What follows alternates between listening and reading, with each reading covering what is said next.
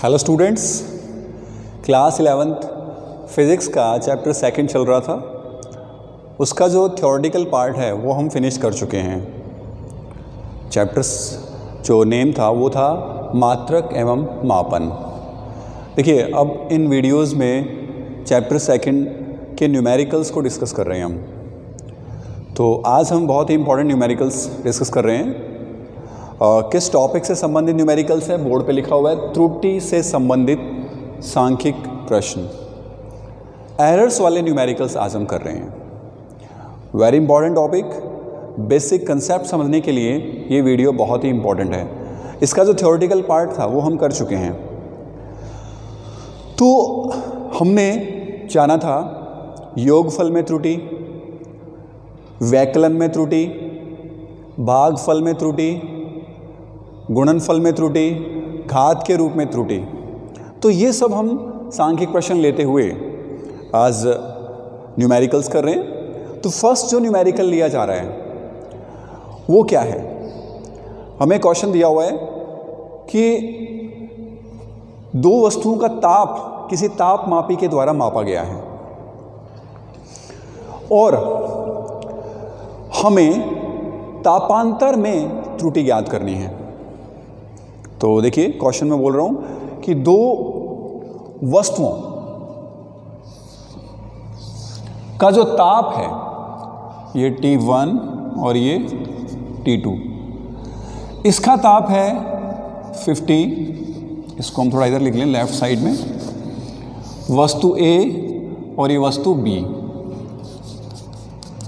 T1 है 50 degree plus minus 0.5 degree centigrade. इसके साथ सेंटीग्रेड भी लगाएंगे, इसको एक साथ लिख दें। 0.5 डिग्री सेंटीग्रेड। T1 का तापमापी के द्वारा मापा तो 50 degree plus minus 0.5 degree centigrade प्राप्त हुआ। और वस्तु B का जो ताप है वो 20 degree plus minus 0.5 degree centigrade. तो हमें A व B दोनों वस्तुओं के तापांतर में त्रुटि ज्ञात करनी है। तो तापांतर में त्रुटि यानी कि T2 माइनस T1, इसका मान क्या प्राप्त होगा? या हम T1 माइनस T2 ले सकते हैं। A और B जो वस्तु है इनके तापों में अंतर, तो T1 में से T2 को सब्ट्रैक्ट करते हैं। तापांतर में त्रुटि।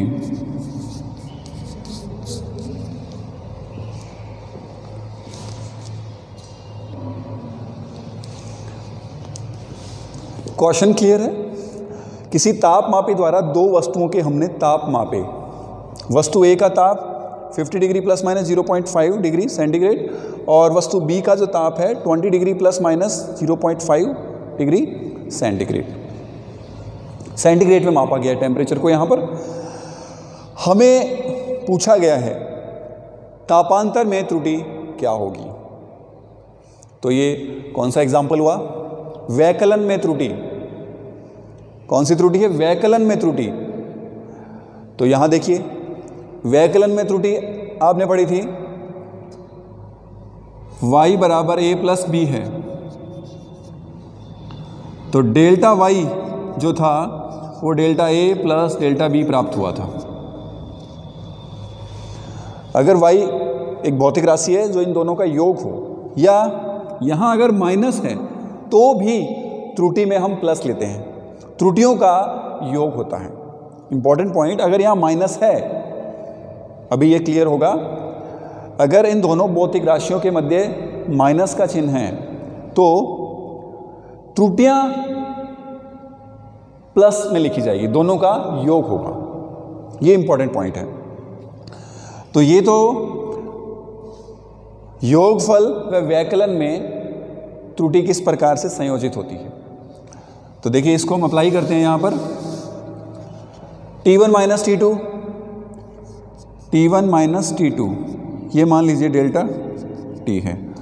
T1 50 degree plus minus 0.5 degree centigrade, minus ये मान रख दें 20 degree plus minus 0.5 degree centigrade. T1 minus T2, T1 का मान रख दिया और T2 का मान रख दिया हमने यहाँ पर। अब देखिए क्या होगा, यहाँ त्रुटि है 0.5, यहाँ भी त्रुटि है 0.5। आप 50 में से 20 को सब्ट्रैक्ट करें, 50 माइनस 20 30 डिग्री, और यहाँ पर 0.5 प्लस 0.5 1, तो ये होगा प्लस माइनस 1 डिग्री सेंटीग्रेड। तो 30 degree centigrade plus minus 1 degree centigrade. Clear है ये? अगर दो हम संख्याओं का सब्ट्रैक्शन कर रहे हैं तो त्रुटियों का तो योग करेंगे और उससे पहले प्लस माइनस लगाते हैं। क्लियर है? इसी प्रकार अगर इन दोनों का योग करना होता कुल ताप में त्रुटि, तो 50 प्लस 20 70 आता, बट यहां पर प्लस माइनस 1 डिग्री ही लिखते। क्लियर है? ये था एग्जाम्पल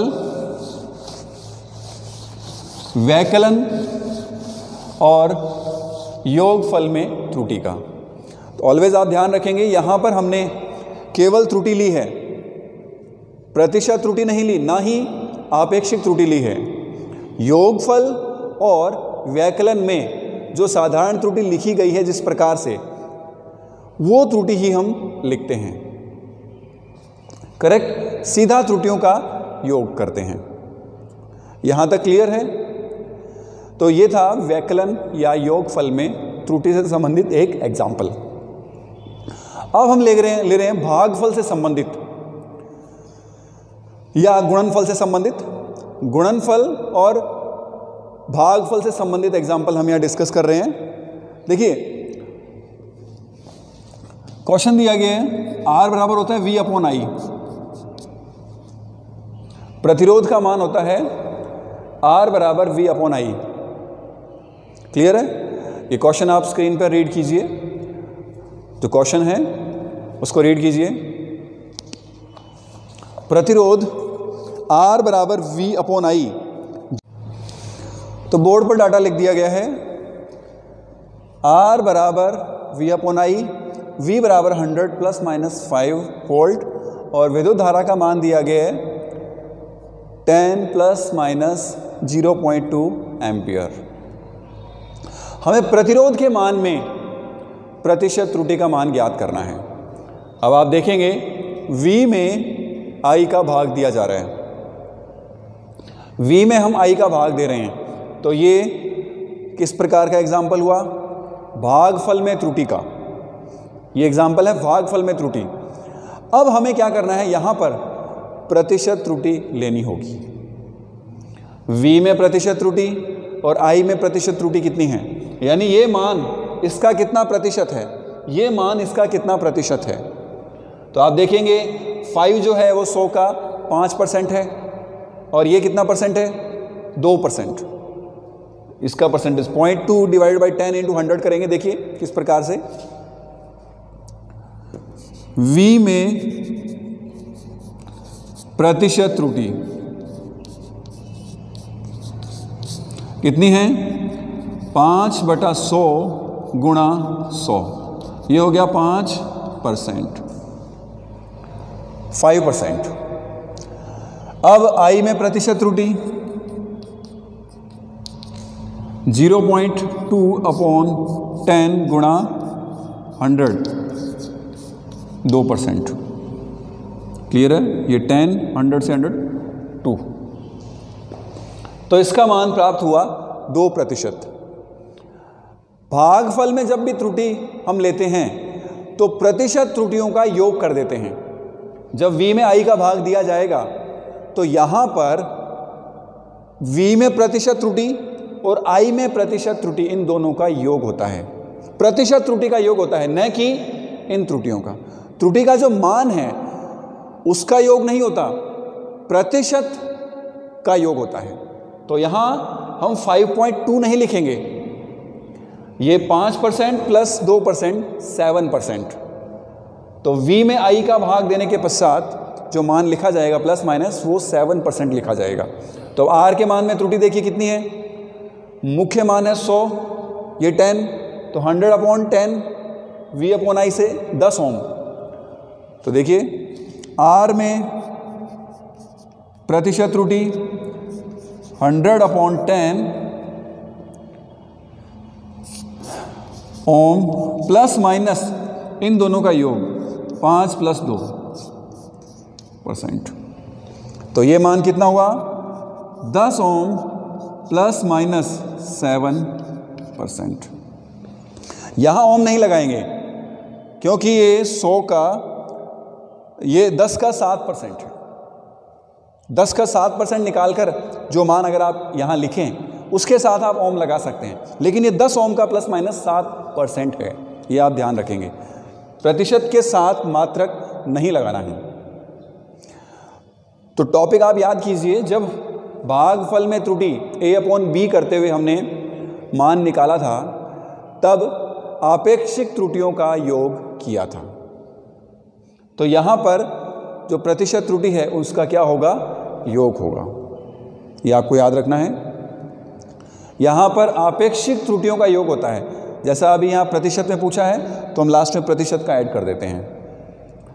क्लियर है?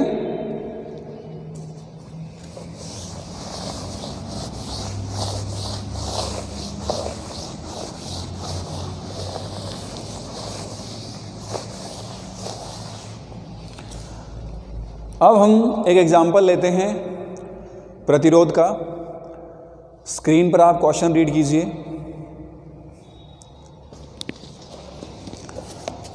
क्वेश्चन है R1 = 100 ± 3 ओम। R1 का मान दिया हुआ है 100 ± 3 ओम। R2 का मान दिया गया है 200 ± 4 ओम। ओम विद्युत प्रतिरोध का मात्रक होता है।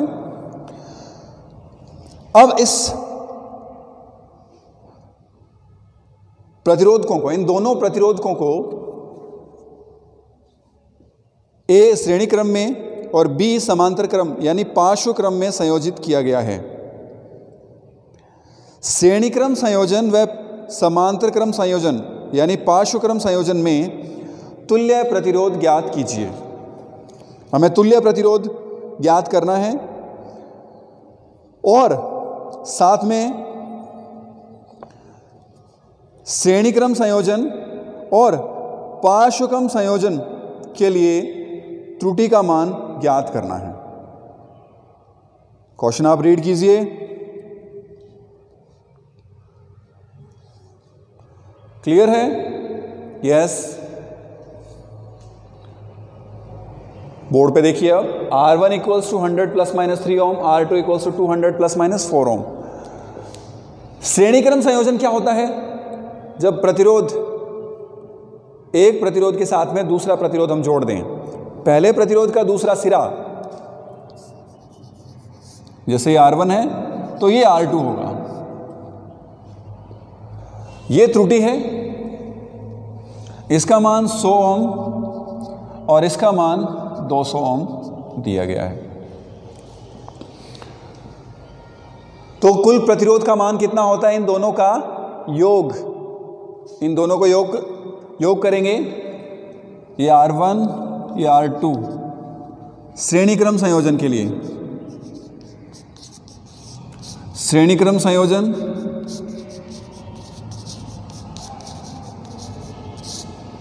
R' = R1 + R2। श्रेणी क्रम संयोजन में जो तुल्य प्रतिरोध है वो इन दोनों का योग होता है। तो देखिए R1 प्लस R2 तो 100 प्लस 200 300 ओम 300 ओम। अब हमें इसमें त्रुटि निकालनी है दोनों का योग करते हुए। तो त्रुटि में हम क्या करते हैं, इसका और इसका योग कर देते हैं। तो देखिए श्रेणी क्रम संयोजन में त्रुटि सहित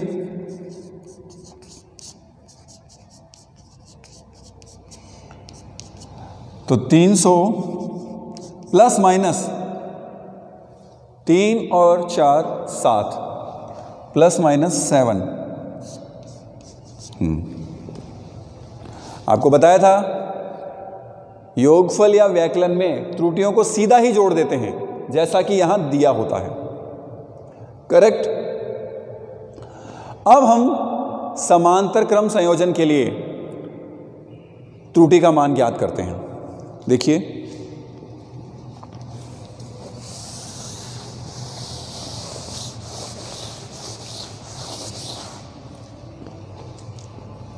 बी है समांतर क्रम संयोजन। समांतर क्रम संयोजन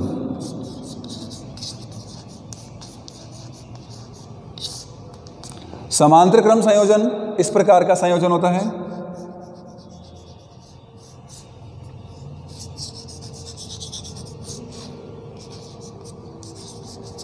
इस प्रतिरोध का पहला सिरा दूसरे के पहले से और दूसरा सिरा दूसरे से जुड़ा होता है। इस प्रकार का संयोजन कहलाता है समांतर क्रम संयोजन। इस क्रम में देखिए जो तुल्य प्रतिरोध है उसका मान इनके व्युत्क्रमों के योग के तुल्य होता है। तुल्य प्रतिरोध का व्युत्क्रम समांतर क्रम में जुड़े हुए सभी प्रतिरोधों के व्युत्क्रमों के योग के तुल्य होता है। देखिए 1/r double dash equals to 1/r1 plus 1/r। Clear है।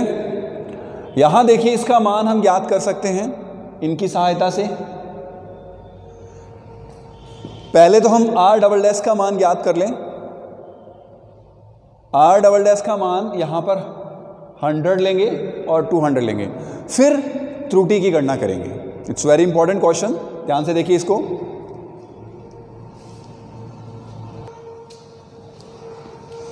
अब इसको हम कैलकुलेट करें। देखिए पहले तो हम मान ज्ञात कर रहे हैं और फिर उसमें त्रुटि का मान ज्ञात करेंगे। अभी हम त्रुटि ज्ञात नहीं कर रहे।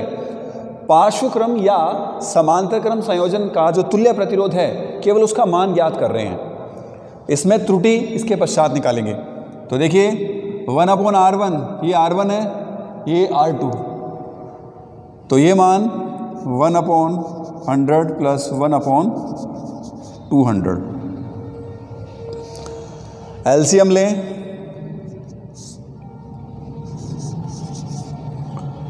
200 एलसीएम 2 + 1 तो ये कितना हो गया 1/r double dash equals to 3/200।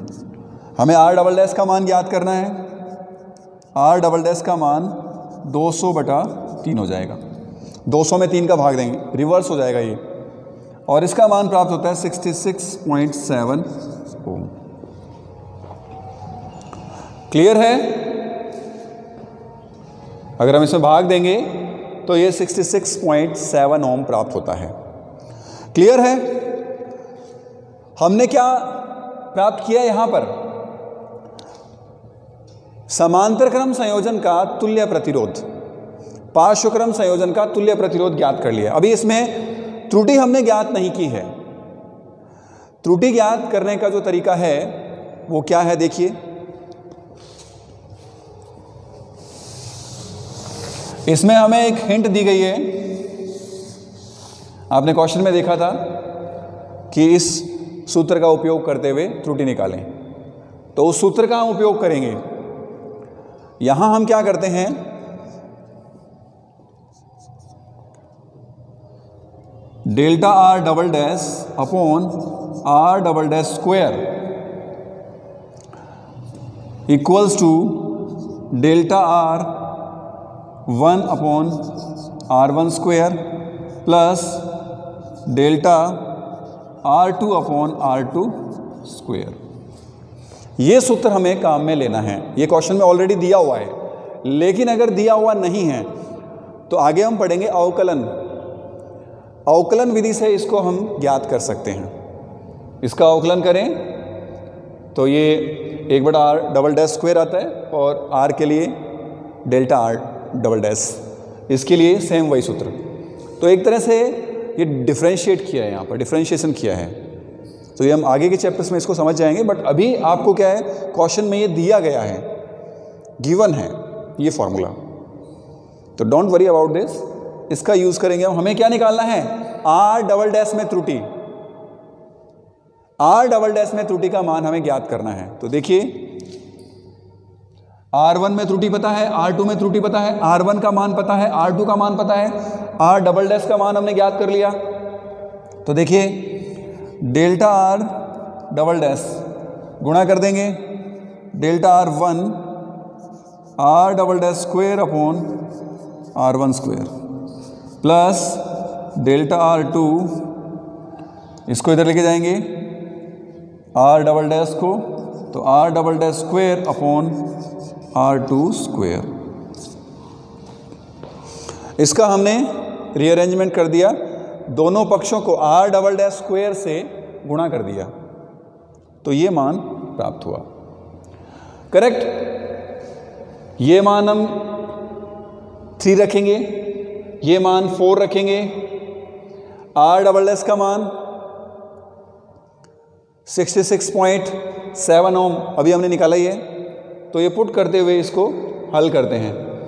देखिए डेल्टा R1 का मान कितना है, 3, R1 में त्रुटि, R डबल डैश का मान 66.7, R1 का मान 100, इसका वर्ग, इसके ऊपर भी स्क्वायर है, इसके ऊपर भी स्क्वायर है, तो इसका होल वर्ग लगा दिया, प्लस डेल्टा R2 में त्रुटि 4 गुणा R डबल डैश का मान 66.7, R2 का मान कितना है 200, इसका वर्ग। क्लियर है। R double dash R1 R2 delta R1 delta R2 इन सब के मान रखते हुए हम यहां पहुंच चुके हैं। अगर हम इसको हल करते हैं तो इसका मान प्राप्त होता है 1.8 ओम। इसको सॉल्व करें हम तो इसका मान प्राप्त होगा 1.8 ओम। त्रुटि निकल चुकी है, R डबल डैश में त्रुटि का मान ज्ञात किया जा चुका है। देखिए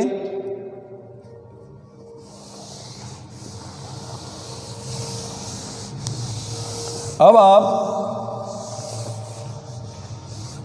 इस प्रकार से लिखेंगे, समांतर क्रम संयोजन में त्रुटि, तो R double dash 66.7 plus minus 1.8 ओम।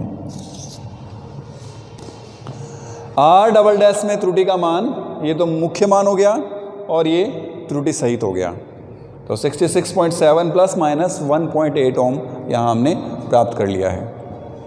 तो ये एग्जाम्पल किसका था, समांतर क्रम संयोजन का और श्रेणी क्रम संयोजन का, जिसमें हमने दो राशियों का योग किया है और यहाँ पर हमने उनका व्युत्क्रम लेते हुए त्रुटि ज्ञात की है। क्लियर है। अब अगर सूत्र इस प्रकार से दिया हो कि उसमें घातें हों तो त्रुटि का मान क्या होगा। देखिए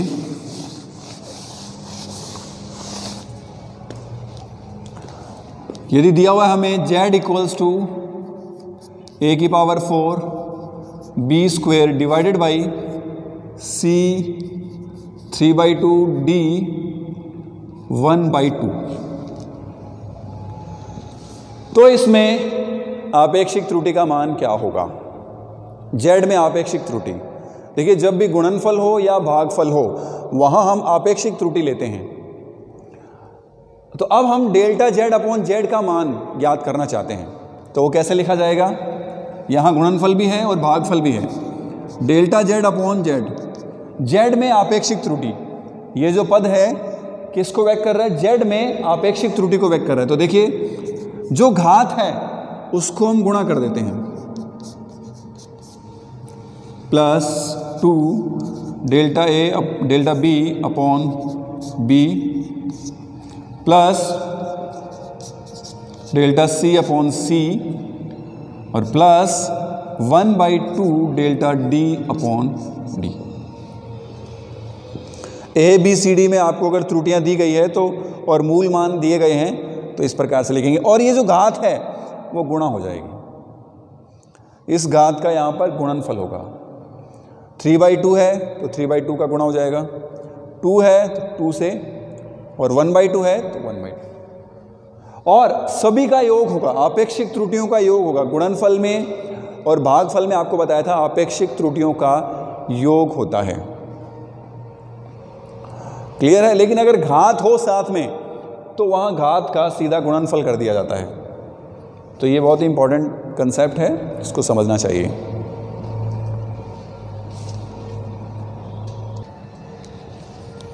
तो स्टूडेंट्स आज के इस वीडियो के लिए इतना ही। तो होपफुली आप इसको समझ पाए हैं। आप रिवाइज करें इसे, और कैलकुलेशन पे थोड़ा आपको फोकस करना पड़ेगा, और जो न्यूमेरिकल का कंसेप्ट है उसको आप ध्यान से समझें। तो इस वीडियो में हम इतना ही डिस्कस करेंगे। नेक्स्ट वीडियो में हम न्यूमेरिकल ही डिस्कस करने जा रहे हैं। तो आई सजेस्ट कि आप कंटिन्यू वीडियोस के टच में रहें, और बुक्स में जो कंटेंट दिया गया है उसे आप बार बार रीड करें। और अभी क्लासेस की जो डेडलाइन है वो एक्सटेंड हो चुकी है ऑफलाइन क्लासेस की, तो ऑनलाइन प्लेटफॉर्म ही एक ऑप्शन है आप लोगों के लिए। तो जो भी व्यवस्था है उसका यूज़ करना चाहिए। अल्टीमेटली आपके कैरियर से जुड़ा हुआ इशू है ये। ओके, होपफुली आप इसको कवर कर पा रहे हैं। कहीं भी प्रॉब्लम है तो आप कमेंट्स में जाकर आप प्रॉब्लम डाल सकते हैं, या पर्सनली मुझे मैसेज करके भी। Thank you.